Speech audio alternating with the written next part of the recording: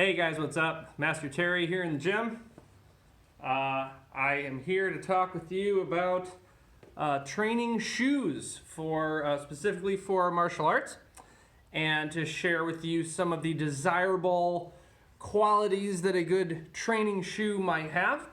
First of all, we'll talk about just who should wear shoes to train. I think depending on where you are, anybody could.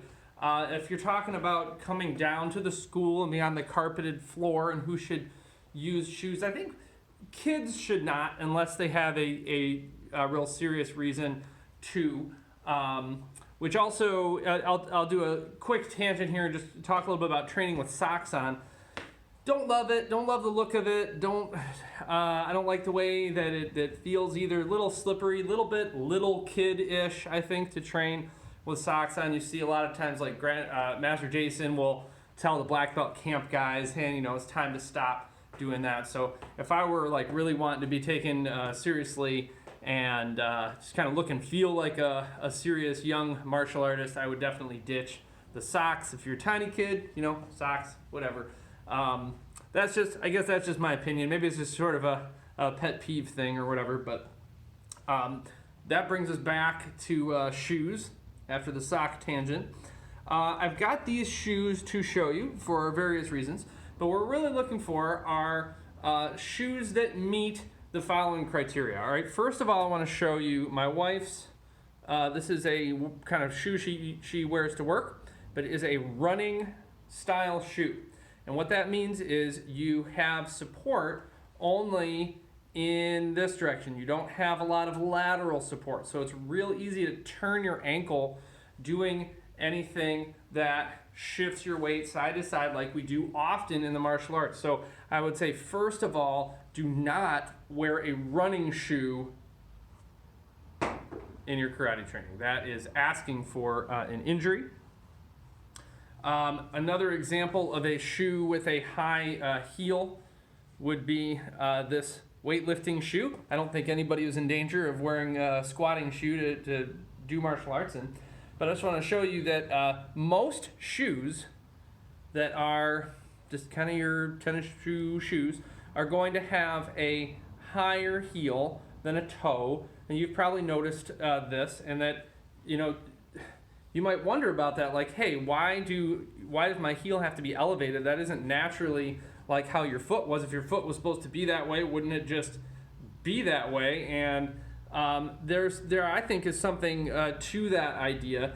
And so when you elevate your heel and you walk around all the time with an elevated heel, that can change some of your movement patterns. It can shift some of your weight forward too much and cause you to not be activating your posterior chain the way that you should, and it can cause certain things to get tight and weak. And so I really don't like going around all day long with a super elevated heel. I have these just for the activity of squatting, and only because I have a hip injury that I need to watch out for, and my ankles are a little bit tight, so this just allows me to do some heavier squatting, but it's literally the only time I would wear an elevated heel shoe. All right. So we've established you want some lateral stability. You don't want to get a super high elevation, which also would cause you to be more likely to turn your ankle, I think, if you were really elevated, but just could lead to some of those other problems we discussed. Here is a shoe that I wear pretty regularly. Around the house, doing, if I'm in and out of the house with my kids or whatever, I wear this. I wear this to train out here in the garage for everything but squats.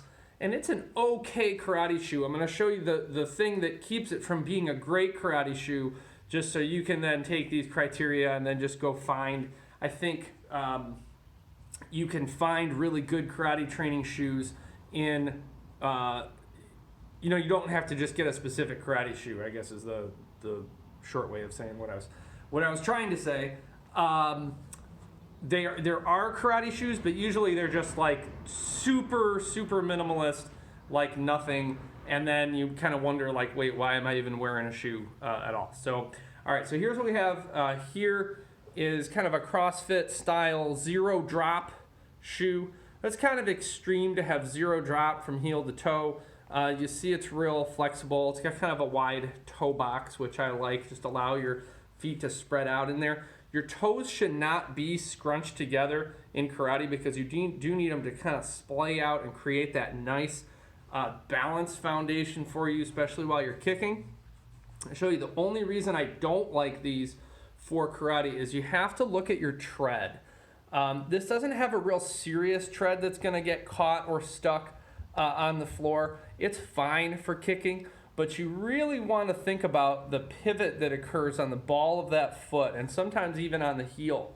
And look for a shoe, if you can, that has a nice little pivot point, that has like a circle here. I have some Nike Air Force Ones that I teach in at the school. They're like big, cushy, white, basketball kind of shoes. And the only reason I wear those, apart from my snazzy style, the only reason I wear those is because they have a really, really nice pivot point right here on the ball of the foot. I've had other shoes down the school before that have somewhat of a tread, and you go to pivot on your standing leg, and what happens is your foot will get stuck, but you still have that rotational force going through your leg. And so if my hip is torquing hard and my foot is stuck, what's between the foot and the hip? Well, your knee is going to experience that twist, and that is intuitively you can probably guess that that's not great. So I like the pivot point. Just to wrap this up, this whole shoe, hunting for martial arts shoe idea, I like the pivot point. I like lateral stability. And if to get the lateral stability, just think about sports that require a little bit of that. Tennis, indoor soccer shoes, not outdoor soccer because you're probably going to get like a cleat in there, but like indoor soccer, tennis, anything where you're moving side to side, and then just make sure that your heel isn't super, super elevated. And then to me, you would have a perfect grown-up karate training shoe. All right, happy shoe hunting, and don't feel bad about training with shoes on.